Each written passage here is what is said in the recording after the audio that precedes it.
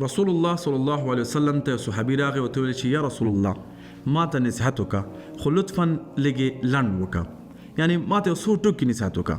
نو ما ته دا جالبه ده چې رسول صلی الله علیه وسلم څه ورته ویلي. نو د حدیث زه نورم متوجه شوم او ومې لوستل چې 3 شیان ورته ویلي وو. اول دا چې هر یو مونځ کې داسې وکړه چې دا ستا آخري مونځ دی. دویم نصیحت داسې څه شی مه وایه چې سبا ته د هغې بخښنه غوښتلو لپاره محتاج شي، یعنی هر خبر باندې فکر کوه او بیا خبرې کوه.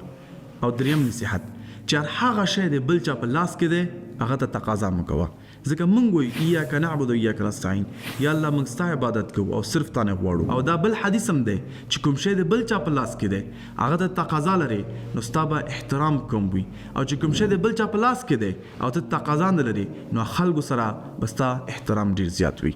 نو امید لرم دغه لنډ حدیث او دغه لنډ قدرتي نصیحتونه ته په ځان تطبیق کړي تر څو بل صحابه کرام غوندې کامیاب باد شي.